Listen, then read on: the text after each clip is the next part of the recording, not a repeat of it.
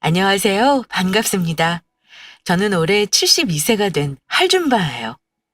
저희 둘째 며느리가 그러는데 요즘 다들 젊은 할머니를 할줌마라고 부른다면서요? 저도 젊은 할머니이고 싶은 욕심에 익명이고 얼굴도 안 보이니 할줌마라고 절 소개해봤습니다. 사실 이건 지금 저희 둘째 며느리가 타자를 쳐주고 있어요. 저는 옆에 앉아서 불러주고 있고요. 요즘 할머니들은 다 컴퓨터도 잘하고 스마트폰도 잘 쓰고 한다는데 전 평생 떡집에서 떡만 만들던 사람이라 그런가 영 어렵네요. 그래도 요즘은 손주들 덕분에 스마트폰 사용법도 익히고 얼마 전엔 커피숍에 가서 키오스크도 이용해 계산도 해봤습니다. 더불어 적립이란 것도 했고요. 그래도 아직 컴퓨터는 많이 어렵긴 합니다. 요즘은 나이든 노인들도 다 컴퓨터도 쓰고 한다는데 전 그쪽으론 영 젬병이에요. 사실 겁이 많은 성격 탓도 있겠지만 평생을 꼬장꼬장한 남편 옆에서 길을 못 펴고 살던 습관이 아직 남아서 뭔가 새롭게 도전한다는 것, 그리고 도전하는 도중 실수하는 것을 두려워하는 게 아닌가 싶기도 하네요. 제 남편은 5년 전 병으로 먼저 세상을 떠났어요. 제가 이렇게 욕을 하긴 해도 남편이 제게 참 잘했어요. 가부장적이고 무뚝뚝한 남자이긴 했지만 나름 세심하고 다정하고 무엇보다 평생 한눈 한 번 안 팔고 저만 바라보면서 살던 남자였어요. 아들 둘 키우면서 고생도 참 많이 했고요. 그래서 남편이 제 앞으로 물려주고 간 재산이 좀 있어요.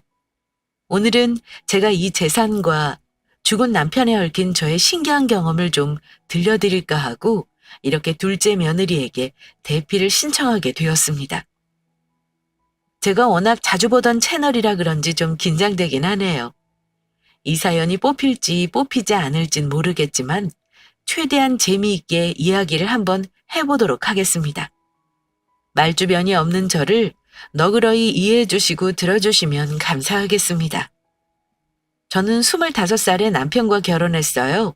흔한 중매로 만났는데 남자가 인물은 별론데 참 성실하더라고요.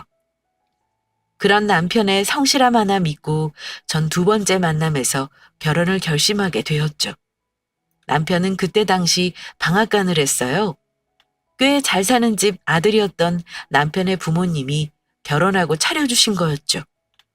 규모는 작았지만 남편은 꽤 성실했습니다. 저희 부부는 새벽 4시에 일어나 방앗간으로 출근했고 늦은 밤이 되어서야 집으로 돌아왔어요. 방앗간에 작은 부엌을 두고 아침, 점심, 저녁을 거기서 해결할 만큼 저희 둘은 참 열심히 살았죠. 두 사람이 궁합이 잘 맞았는지 운대가 잘 맞았는지 처음엔 작은 방앗간으로 시작했던 구멍가게를 조금 넓히게 되고 나중엔 떡집을 겸하게 되고 떡집이 입소문이 나면서 그 주변 지역에선 꽤 이름 있는 떡집으로 자리 잡아갔습니다. 소규모의 떡집은 곧 큰 상가 한 채를 통째로 쓸 만큼 커졌습니다. 평일 주말 할 것 없이 밀려드는 주문에 가게는 북적였고 저희 부부는 건물을 올릴 만큼 많은 돈을 벌게 되었죠. 저희 부부가 첫 건물을 올린 것이 첫애가 중학교 들어갈 무렵이었으니 아마도 결혼하고 17년 되고서였나 봐요. 하여튼 저희는 그때도 밤낮 없이 일했습니다. 인부를 쓰긴 했지만 저희가 직접 만드는 것과 맛이 다르기에 그 맛을 유지하기 위해 밤낮 없이 최선을 다했고 저희 떡집은 다른 지역에서도 주문을 할 만큼 유명해졌죠. 그렇게 시간이 지나 저희 건물은 한 채에서 두 채가 되고 두 채에서 세 채가 되었습니다. 그렇게 고생을 하는 사이에 저희 부부 사이는 어땠냐고요? 성실함이 장점이었던 남편은 참 많은 단점을 가진 사람이었습니다. 낭만적이거나 자상하다거나 하는 것은 기대도 못했고요. 아침엔 일어나면 물을 떠다 받쳐야 했고 삼시세끼 꼭 갓 지은 쌀밥을 대령해야 했어요. 그렇게 아침 저녁으로 고생한 부인에게 고맙다는 말, 수고했다는 말, 피곤하지라는 따뜻한 위로 한번 건넨 적 없는 정말 가부장 그 자체인 남자였죠. 지금 생각하니 그래 다른 사람들처럼 밖에서 술 안 먹고 바람 안 피우는 게 어디냐 하며 그 무뚝뚝함을 참고 살았던 세월이 참 기네요. 그런데 남편은 제가 원하지도 생각지도 않던 방법으로 그 긴 세월을 보상해 주었습니다. 제가 45살이 되던 해였어요. 무심하게 툭 제게 서류봉투를 건네더군요. 여보, 이게 뭐예요? 아, 보면 몰라? 퉁명스럽게 던진 말에 봉투를 열어보았습니다. 그 봉투엔 무슨 서류가 산더미처럼 들어있었는데 열어보니 대충 건물과 집 그리고 가게를 모두 부부 공동 명의로 돌려놓은 문서였어요. 사실 어차피 요즘 같은 시대야 소송하면 그 재산 모두 분할받을 수 있지만 저희 때는 그랬나요? 그냥 안 주면 못 받는 거고 그런 줄만 알고 살았는데 사실 이혼할 마음도 없었지만 남편의 그런 행동이 제게는 큰 선물 같았어요. 마치 저를 믿고 한 사람의 동반자로 인정하고 있다는 속뜻이 들리는 것만 같았죠. 지금까지 고생한 것이 고맙다는 남편의 무뚝뚝한 마음 표현 같아 하염없이 눈물만 흐르더군요. 저는 그 서류를 잡고 펑펑 울었어요. 그러자 남편이 아, 왜 울고 난리야? 하더니 제 곁으로 와서 그러더군요. 그동안 고생 많았어. 우리 조금만 더 고생하자고. 애들 다 키우고 장가 보내고 나면 시골에 별장도 짓고 당신 좋아하는 채소도 키우면서 응? 살면 좋지 않겠어? 더듬더듬 말하는데 남편의 딱딱한 마음속 진심이 어찌나 따뜻했는지 지금도 잊히지 않습니다. 알겠어요. 우리 꼭 그렇게 살아요. 저는 그리 말하며 눈물을 닦고 환히 웃었죠. 그 후에도 저희는 정말 최선을 다해 살았어요. 밤낮 없이 일하고 아이들을 바르게 키우기 위해 노력했습니다. 그렇게 시간이 흘렀고 장성한 두 아들은 1년 텀을 두고 나란히 결혼하게 되었어요. 첫째 며느리는 똑부러졌어요. 꽤 똑똑하고 야무진 구석에 있는 아이였어요. 워낙 배운 것도 많고 아는 것도 많은 아이였는데 성격은 좀 여우 같은 면이 있었죠. 가끔 와서 애교도 피우고 뭐 사달라고 어리광도 떨고 마치 막내딸같이 살가운 구석이 있는 애였어요. 반면 둘째는 좀 곰 같고 수터분한 애였어요. 대신 묵묵하고 무거웠죠. 첫째와 둘째 며느리가 바뀌었으면 참 좋았겠다 싶을 만큼 두 며느리가 참 달랐어요. 그래도 뭐 어때요? 어떤 며느리든 아들과 잘 살아주면 감사한 거죠. 저희 부부는 둘 다 내 자식 하나 더 생긴다 생각하고 제 자식처럼 아끼며 살자고 다짐했습니다. 그렇게 둘째의 결혼식을 마친 날 밤, 남편은 몇 년 동안 한 번도 꺼낸 적 없던 이야기를 다시 꺼냈습니다. 그때 약속했던 거, 땅 샀어. 전 하도 오래전 일이라 까맣게 까먹고 있었지 뭡니까? 그래서 제가 물었죠. 뭔 말이에요? 우리 늙으면 집 지어서 내려가기로 했잖아. 그거 땅 샀어. 아주 넓어. 그 건축업자 만날 건데 평소에 당신 살고 싶었던 집 있으면 사진이나 몇 장 보내보든가. 건축가한테 뭐 말이라도 해보게. 무뚝뚝하고 거친 말 끝에 절 생각하는 진심이 느껴졌어요. 저는 남편의 손을 꼭 잡았죠. 난 어디든 좋으니까 당신 원하는 집에서 살아요. 대신 나 마당에 작은 정자 하나만 지어줘요. 거기서 당신이랑 고스톱이나 치면서 살게. 남편은 쑥스러운 듯 씩 웃더니 그러더군요. 지금까지 고생 많았네. 일에 미쳐 사는 것 같던 남편은 거짓말처럼 가게들을 정리하기 시작했습니다. 정말 이제 진짜 편안할 날만 남았다고 생각했죠. 그런데 불행은 꼭 가장 행복하기 직전에 찾아오더군요. 바로 남편의 대장암 소식이었어요. 병원에선 손 쓰기엔 너무 늦었다는 말이 돌아왔습니다. 길어야 6개월이라는 시한부 판정을 받게 된 거죠. 하늘이 무너지는 기분이었어요. 이제 편히 살 날만 남았다고 생각했는데 갑자기 병원이라니. 남편이 너무 가엾고 혼자 남겨줄 저도 너무 가여웠죠. 하지만 남편은 꿋꿋했습니다. 혼자 뭔가를 정리하는 시간을 가지더니 덤덤하게 병원으로 들어갔죠. 병실에 누운 남편을 바라보며 눈물을 뚝뚝 흘리는 제게 그러더군요. 울지 말어. 당신은 억울하지도 않아요? 그렇게 열심히 살았는데. 그러자 남편이 그러더군요. 사람 다 죽는 거야. 그냥 좀 더 빨리 가는 거지. 난 남은 시간 자네랑 좀 즐겁게 보내다 가고 싶어. 이렇게 우는 거 말고. 슬펐지만 남편의 말이 맞았죠.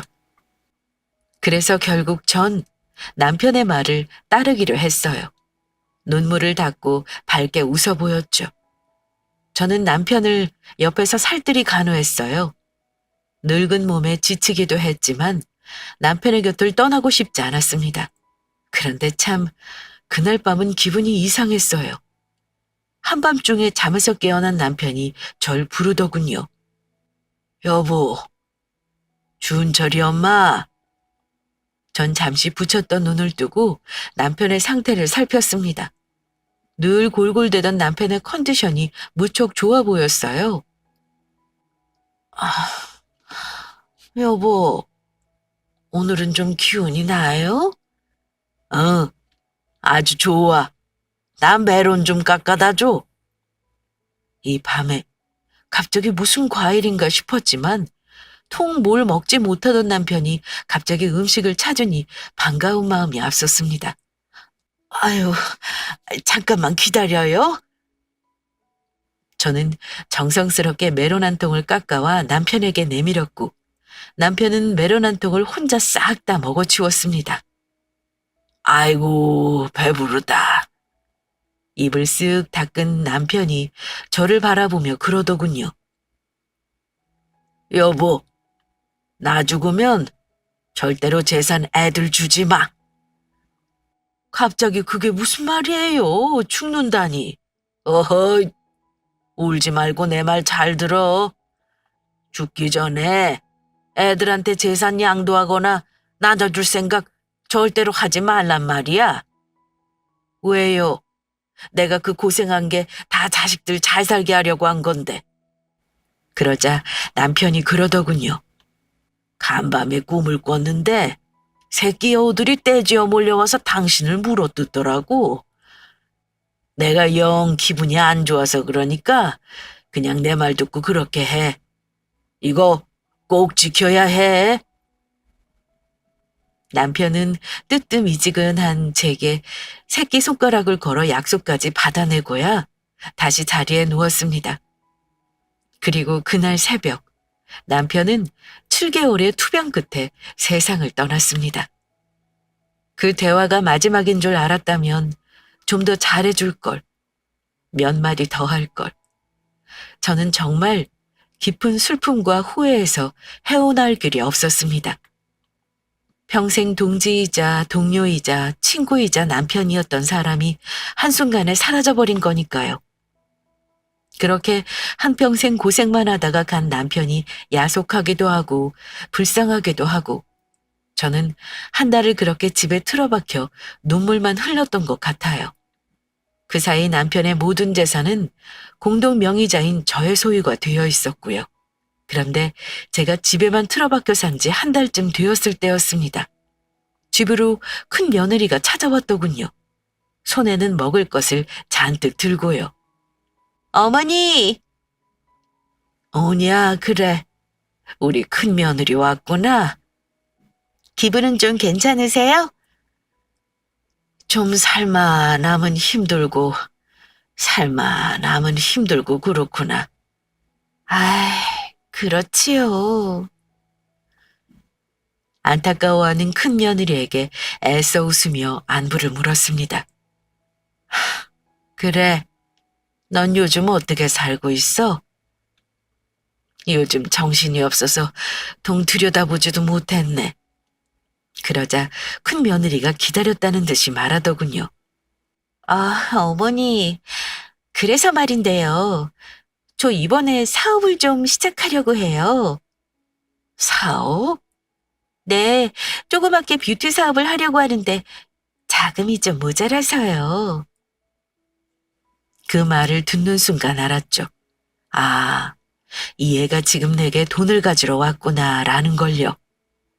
물론 흔쾌히 줄 수 있었어요. 뭐 얼마나 달라고 하겠어요.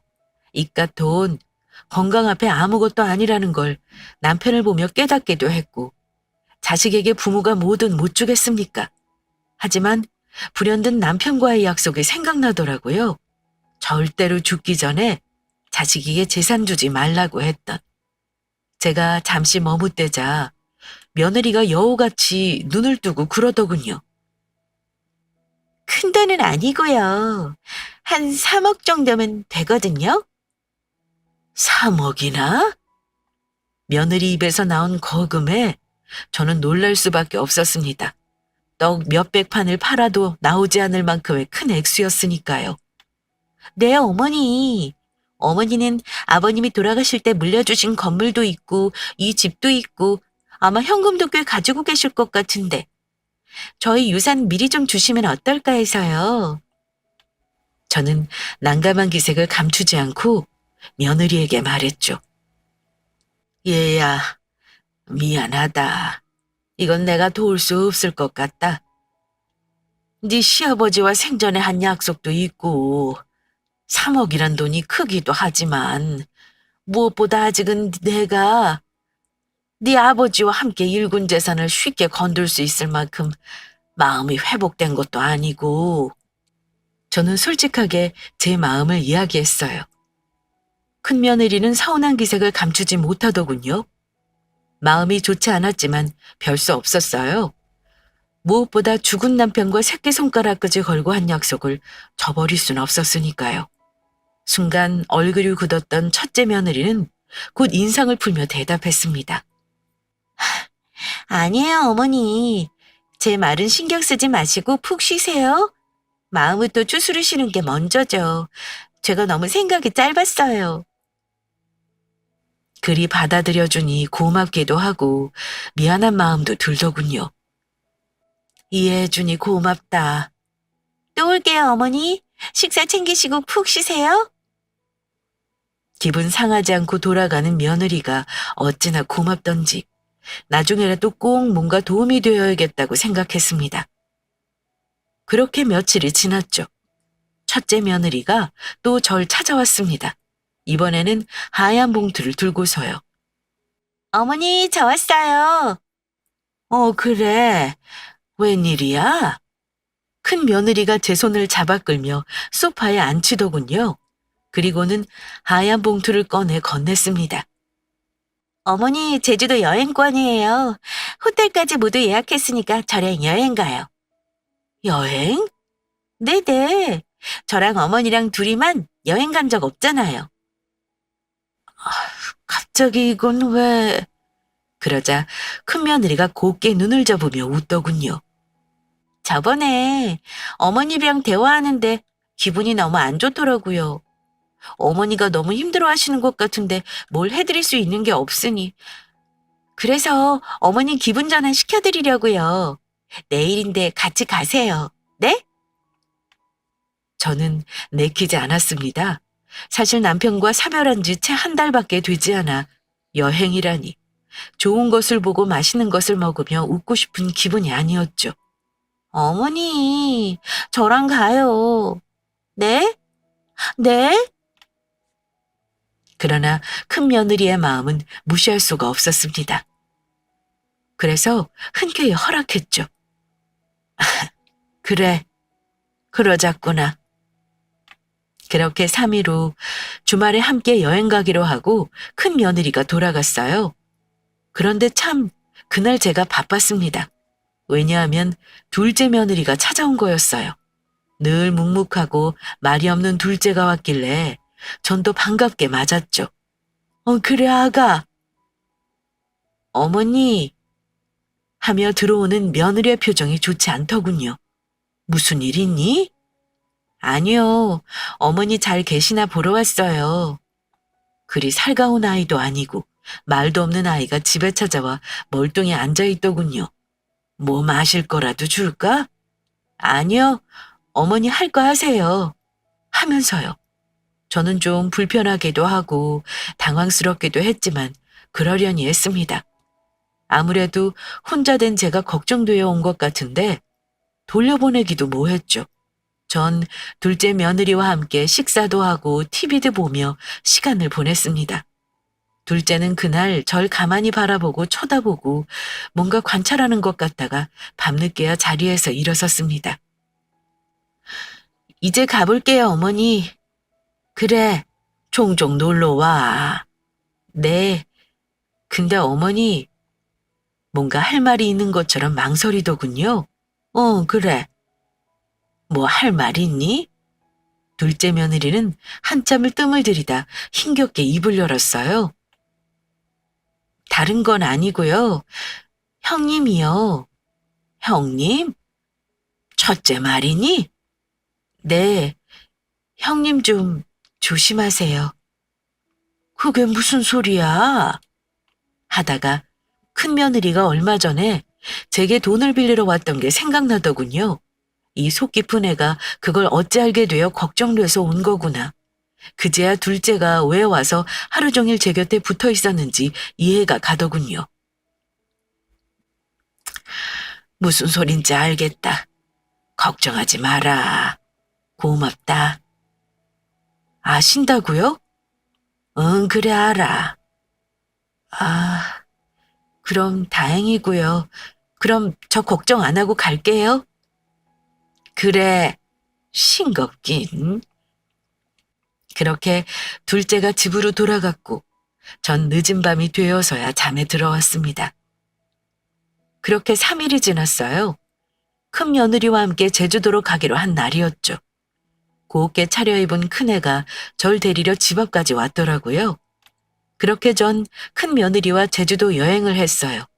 물론 마음 한쪽이 무척 무겁고 불편했지만 티를 내지 않았습니다.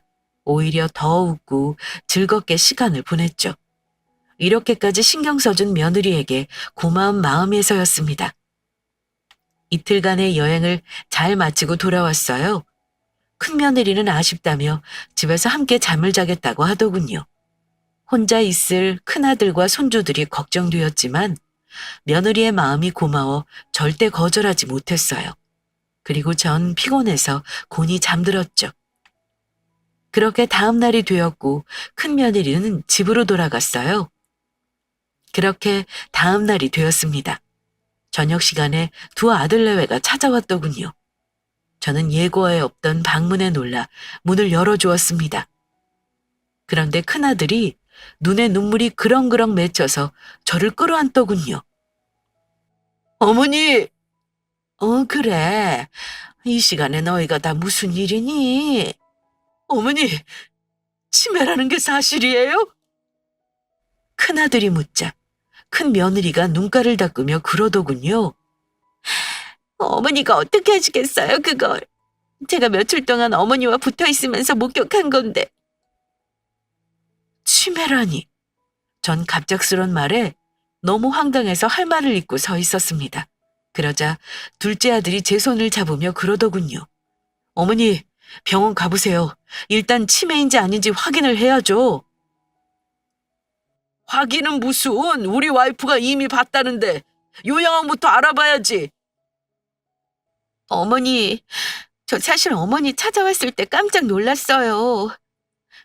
어머니 바지에 실례하셨는데 그걸 모르고 계셔서 놀라서 확인하려고 제주도를 함께 갔던 건데 역시나. 저는 어안이 벙벙했습니다. 전 너무도 멀쩡하고 아무렇지도 않은데 치매라니. 본인은 자신 치매라는 걸 모른다던데 혹시 그런 건가? 저는 털썩 그 자리에 주저앉아 버렸죠.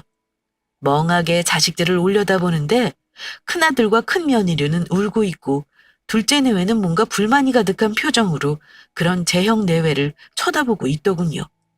이 일이 뭔 일인가 저도 모르겠고 혼란스럽더라고요. 제가 넋을 놓고 앉아 있는데 큰아들이 제 손을 꼭 잡으며 그러더군요. 어머니, 걱정하지 말고 건강만 신경 쓰세요. 재산이랑 뭐랑 제가 알아서 다 할게요. 치매 노인은 심신미약으로 아무런 결정권을 가지지 못하는 거 잘 알고 계시죠? 순간 뒤통수를 얻어맞은 기분이었습니다. 제가 멍해져서 큰아들을 쳐다보고 있을 때였어요. 둘째가 버럭 화를 내며 나서더군요. 형, 무슨 말을 그렇게 해요? 치매 노인이라니. 아직 병원에서 판정도 안 났는데. 그리고 형수가 그 소리 한 날 와이프가 직접 와서 거의 한나절을 붙어 있었는데 그런 김이 하나도 없더랍니다. 치매가 왔다 갔다 하지. 넌 뭘 한다고 난리야? 두 형제가 저 때문에 싸우고 난리더군요. 저는 정말 무슨 일인지도 모르겠고 둘이 싸우는 소리를 듣기 싫다는 생각만 들었어요. 저는 손을 내저으며 애들을 쫓아냈죠. 그냥 다 나가라. 나 지금 좀 쉬어야겠다. 그렇게 자식들을 다 밀어내고 혼자 이불을 덮고 누웠습니다. 가만히 생각을 해봤죠. 근데 아무리 생각해도 제가 치매 같진 않은 거예요. 전 바지에 실수를 한 적도 없고 하물며 가스레인지 불을 끄지 않은 적도 없었거든요. 순간 남편이 말했던 꿈이 생각났어요. 여우 새끼들이 내 살점을 다 뜯어먹더라는. 아무래도 큰 며느리의 소행인가 싶었어요. 돈을 내놓지 않으니 그렇게라도 제 재산을 빼앗아가려는 속셈이 분명해 보였죠. 눈물이 앞을 가렸습니다. 남편을 잃고 외롭게 사는 것도 너무 힘겨운데 자식들까지 제 돈을 노린다니. 저는 그날 밤 뜬 눈으로 보냈습니다. 날이 밝자마자 남편의 유골이 안치된 납골당으로 향했죠. 그리고 남편의 납골당 앞에서 목을 놓아 울었습니다. 아이고 여보, 나 어쩌면 좋소. 큰 며느리가 나를 치매로 몰아서 재산을 다 빼앗으려는 속셈인 것 같은데 자식까지 나한테 이러니 내가 억울해서 살 수가 없어. 엉엉 소리내서 우는데 갑자기 햇볕이 따스하게 내리쬐더라고요. 갑자기 미친 듯이 졸음이 쏟아졌어요. 그리고 저는 그 자리에 쓰러져 저도 모르게 스르르 잠이 들어버렸죠. 저는 꿈을 꾸었어요. 남편이 짓겠다던 양평 집터였는데 집이 모두 완성되어 지어져 있더군요. 남편에게 제가 부탁했던 정자도 앞에 예쁘게 지어져 있었고요. 제가 너무 좋아서 신이 나서 뛰어갔더니 남편이 거기서 화투를 들고 앉아 있더라고요. 왜 이렇게 늦었어? 빨리 와서 배 돌려. 알았어요. 저는 열심히 패를 돌렸고 접전 끝에 남편에게 맞고를 이기고 말았습니다. 꿈인데도 어찌나 기분이 좋던지 신이 나서 남편을 약 올리듯 말했죠. 아이고 여보, 이것도 못해요? 내가 이겨버렸네. 어떡해. 소원이라도 하나 들어줘야겠는데. 이 여자가? 버럭 약이 올라 화를 내던 남편이 쩝 입맛을 다시며 제게 묻더군요. 그래, 소원이 뭔데? 전 길게 한숨을 내쉬고 나직하게 말했습니다. 나 당신 따라가게 해줘요. 그러자 남편이 버럭 불같이 화를 내더라고요. 뭐야? 그게 무슨 소리야? 아주 혼쭐 나려고 또 정신을 못 차리고. 그 목소리가 어찌나 무섭던지 저는 등줄기가 오싹해지는 것을 느꼈습니다. 저는 한탄하듯 바닥을 쳤습니다. 정말 울분에 못 이겨 눈물을 뚝뚝 흘리며 말했죠. 아이고 여보, 난 당신이랑 같이 있고 싶어서 그렇지. 자식들이 나를 재산 때문에 치매로 몰고 가는데 그럼 난 어떻게 살아야 해요? 진짜 난 앞으로 어찌해야 되냐고요.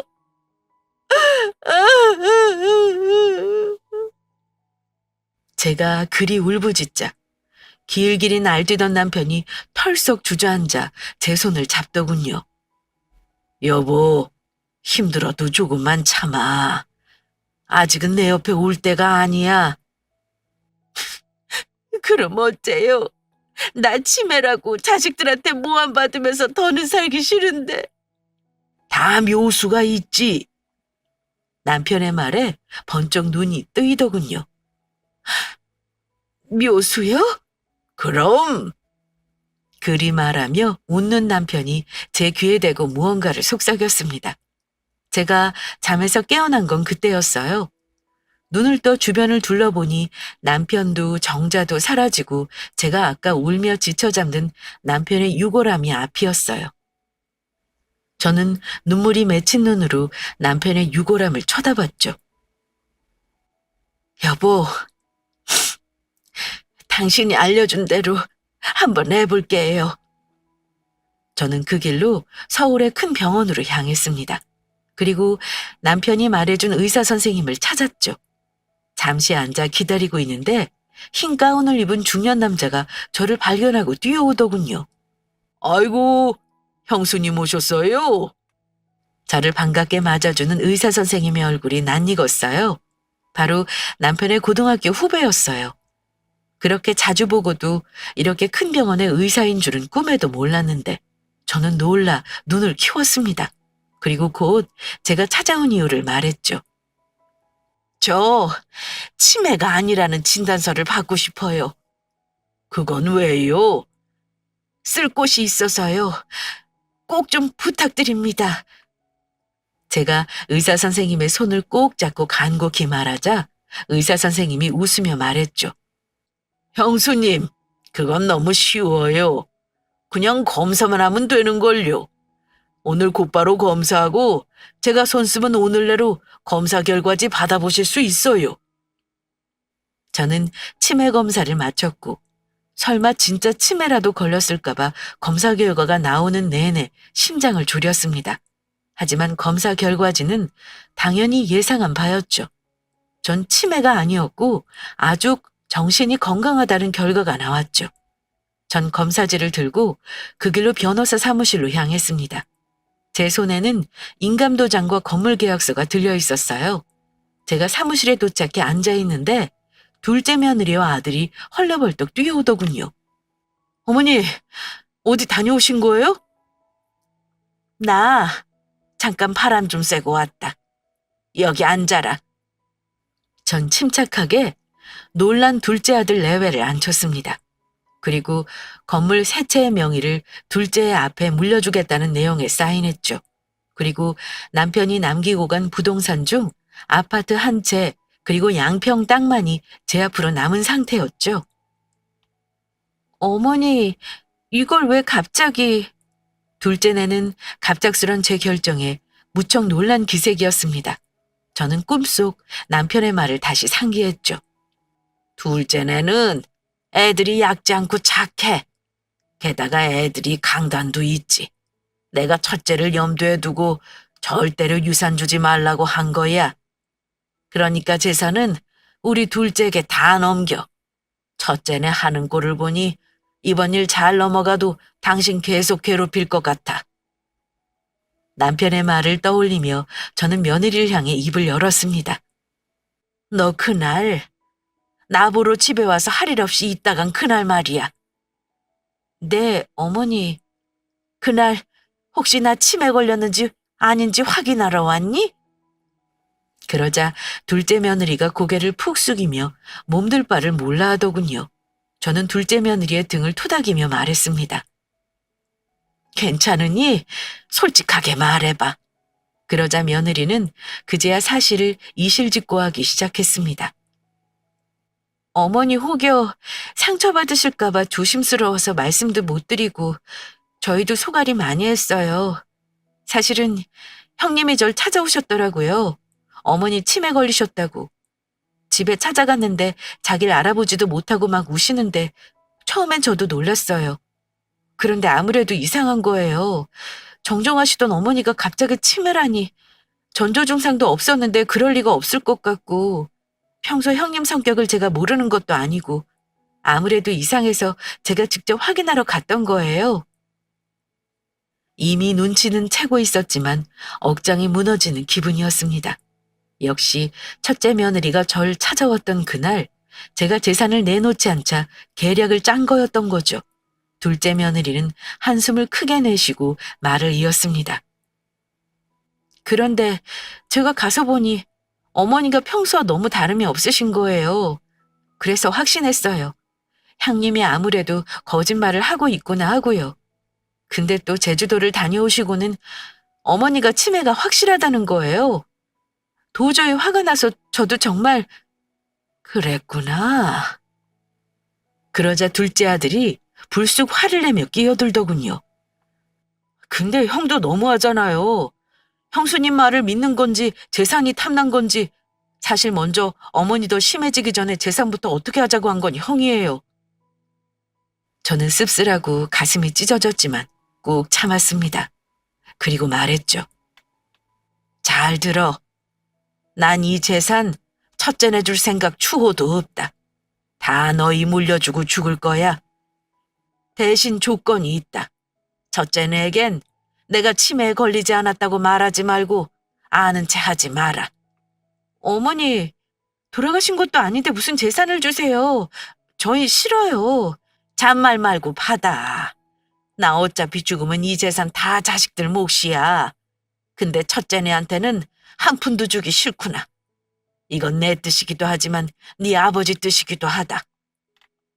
그리 말하자 둘째 아들이 의아한 듯 물었습니다. 아버지요? 꿈에 나와서 이 방도를 알려줬다고 하면 믿을 리 없을 테니 저는 말을 아꼈습니다. 그래, 일단 두고 보자. 네 형수가 어떻게 나오는지. 그렇게 시간이 흘렀습니다. 그리고 아니나 다를까 며칠 후 변호사 사무실에서 연락이 왔습니다. 첫째 아드님 부부 오셨어요. 어머니가 치매 걸려서 심신미약 상태라 유산 상속을 하지 못하는 상황이라고. 둘째네에게 넘긴 부동산 무효 처리해야 한다고 왔네요. 전화를 받은 저는 놀라지 않을 수가 없었어요. 정말 꿈속 남편의 말대로 일이 진행되고 있었어요. 남편의 꿈속 목소리가 귓가에 들리는 것 같았죠. 우선 내 후배가 있는 병원에 가서 치매가 아니라는 진단서를 받아. 그게 제일 먼저여야 해. 그리고 곧장 재산을 둘째에게 상속해. 아파트랑 양평 땅은 남겨두고 당신도 살 곳은 있어야 하지 않겠어? 그리고 나면 며칠 후에 첫째네가 들고 일어날 거야. 그럼 그때 치매 진단서 들고 나타나. 그리고 모든 게 남편 말대로 되었습니다. 세상에 기가 막히더군요. 정말 모든 것이 꿈속 남편의 말한 대로 흘러간다니 신기할 따름이었습니다. 기다렸던 바였죠. 저는 자리에서 일어서 그 길로 변호사 사무실로 향했습니다. 사무실에서는 첫째 며느리의 고성이 들리고 있었어요. 아니, 치매 걸린 노인이 유산 상속한다고 하는데 그걸 덥석 공중해 주시면 어떻게 해요? 네? 심신미약 상태에 맺어진 계약은 무효 처리돼야 한다고요. 변호사니까 잘 아실 거 아니에요? 저는 며느리의 목소리를 들으며 사무실로 들어섰죠. 그리고 나지막한 음성으로 말했습니다. 너희 여기 있었구나? 제가 나타나자 첫째네는 당황한 듯 놀란 기색을 감추지 못하더군요. 어머니. 저는 당당하게 걸어갔습니다. 그리고 며느리와 아들을 내려다보며 말했죠. 내가 치매에 걸린 심신미약 상태면 유산 상속이 무효가 된다고? 그러자 첫째 며느리가 울상이 되어 그러더군요. 네, 어머니. 솔직히 너무하세요. 어떻게 치매에 걸리셨다고는 해도 그 많은 재산을 둘째네만 주실 수 있으세요? 저 사업한다고 돈 필요하다 때는 그렇게 매몰차게 딱 자르시더니 저는 황당해서 웃음이 나왔습니다. 그래서 제가 말했죠. 어, 그래서 내가 치매에 걸렸다고 거짓말했니? 네? 어머니, 어머니가 잘 모르셔서 그러나 본데, 그거 거짓말 아니에요. 어머니 저 기억도 못하시고 바지기까지 실례하시는 걸 똑똑히 봤다고요. 딱 잡아떼는 모습이 가증스러웠습니다. 어, 그래? 전 여유롭게 웃으며 병원에서 미리 떼놓은 서류를 내놓았습니다. 그런데 어쩌니? 나 치매가 아닌데. 치매는 네가 걸린 것 같구나. 제가 확인서를 내밀자 첫째 며느리 얼굴이 사색이 되더군요. 너 날 아주 우습게 본 모양인데? 전 변호사님을 불렀습니다. 저 변호사 양반. 네, 말씀하십시오. 내가 무식해서 모르는데 며느리가 내 재산 노리고 날 치매로 몰고 간 이 사건 형사처벌 대상입니까? 재산 편취 목적으로 행해진 거짓말은 사기죄에 해당합니다. 들었니? 사기죄에 해당한단다. 제가 그리 말하자 큰아들과 큰며느리는 그제서야 제 앞에 납죽 엎드려 싹싹 빌더군요. 어머니, 죄송해요. 제가 잘못했어요. 한 번만 봐주세요, 네? 엄마, 제가 잘못했어요. 전 진짜 엄마가 치매 걸리신 줄 알고 그런 거예요, 네? 엄마! 어머니, 제발요! 그리 싹싹 제 앞에서 비는 모습에 마음이 약해졌습니다. 제가 아무리 그래도 어떻게 자식을 사기죄로 고소하겠어요? 하지만 그냥 넘어갈 일은 아니었습니다. 아이들을 다시 보고 싶은 마음도 들지 않았고요. 난 둘째네 재산 모두 물려주고 싶다는 마음 변함없다. 너희 다신 보고 싶지 않으니까 내 앞에 다신 나타나지 마. 앞으로 어떤 일이 있어도 니들에겐 국물도 없으니까. 그리 말하고 변호사 사무실을 나왔습니다. 사실 한편으론 시원하고 한편으론 속이 쓰리더군요. 꿈에 나타난 남편의 묘책 덕분에 저는 제 재산과 저를 지킬 수 있었던 거예요. 정말 고맙고도 신기한 일이 아닐 수 없었어요. 그렇게 저의 치매 사건은 일단락되었고 첫째네는 아직도 한 번씩 저희 집 앞에 찾아와서 싹싹 빌며 울다 가고는 했어요. 지금도 그렇고요. 가끔 제가 마음이 약해질 때면 아직도 남편이 제 꿈에 찾아와요. 그리고 말하죠. 여우 새끼들한테 살 뜯어먹길 생각하지 말고 마음 단단히 먹어. 그럼 전 대꾸해요. 그래서 난 당신 곁에 언제 갈 수 있는데요? 그럼 남편이 그러죠. 내가 당신한테 못해준 게 해주고 싶은 게 너무 많았는데 눈을 감았어. 그거 다 하고 둘째한테 대신 다 받고 오려면 아직 한참 멀었어. 당신은 누릴 거 다 누리고 천천히 와. 늘 저는 베개를 적시며 잠에서 깨어난답니다. 그런데 얼마 전에 남편이 또 꿈에 나왔어요. 양평집이었는데 정원이 아주 예쁜 꽃이 피었더라고요. 거길 거닐던 남편이 절 바라보며 환히 웃으며 그러더군요. 이 꽃이 당신을 닮아 아주 예뻐. 봄 가기 전에 한번 보러 와. 그날 저는 꿈에서 깨어나자마자 둘째 며느리의 차를 타고 그날 양평부지로 향했습니다. 그리고 도착한 양평부지에서 놀라운 것을 보고 맙니다. 언제부터 지었던 건지 다 지어진 새 집이 눈앞에 있었어요. 제가 가지고 싶다던 정자도 아주 예쁘게 잘 지어져 있었고요. 눈물이 앞을 막았습니다. 제가 흐르는 눈물을 주체하지 못하고 입을 틀어막을 때였습니다. 막 공사를 마무리하고 집 밖으로 나오던 건축가가 절 보고 아는 체를 하더군요. 사모님 맞으시죠? 네. 절 어떻게 아세요? 돌아가신 사장님이 사진 보여주셨어요. 이렇게 예쁜 여자가 살 집이니까 세상에서 제일 예쁘게 지어달라고. 정말 사진처럼 고우시네요. 저는 그 자리에 주저앉았습니다. 늘 무뚝뚝하고 마음 표현에 서툴던 남편의 진심을 이렇게 죽고 나서야 뼈저리게 느끼게 될 줄은 정말 몰랐거든요. 꿈에 나타나 방도를 알려준 남편의 도움이 아니었다면 건물은 고사하고 지금쯤 이 양평집도 큰 며느리의 손에 들어가 있을지 모를 일이었죠. 전 아마 치매 노인으로 몰려 어느 요양원에 갇혀 있었을지도 모르고요. 전 남편에게 고마워 하염없이 울었습니다. 남편이 그립고 보고 싶은 만큼 눈물을 다 쏟아내고 집으로 돌아왔어요. 그리고 곧장 아파트를 처분하고 양평집으로 들어왔어요. 여긴 옆에 냇가도 있고 앞엔 텃밭도 있고 이웃 주민들도 재미있어 외롭지 않게 잘 지내고 있어요. 일주일에 한 번 절 잊지 않고 찾아와주는 저희 둘째네도 있고요. 남편이 날 위해 지어준 집에서 이렇게 한평생 남편의 마음을 느끼면서 살다가 남편의 곁에 가는 것도 나쁘지 않을 것 같습니다. 이 모든 순간과 행복이 남편이 절 위해 마련해준 선물이겠죠. 여보, 조금만 기다려요. 당신이 나한테 못해줬던 모든 것들을 다 해보고 다 누려보고 당신 곁으로 갈 테니까. 고마워요. 그리고 많이 많이 사랑해요. 나이 들어 주책인가요? 좀 부끄러워서 서둘러 글을 마무리하겠습니다. 제 긴 사연 들어주셔서 감사합니다.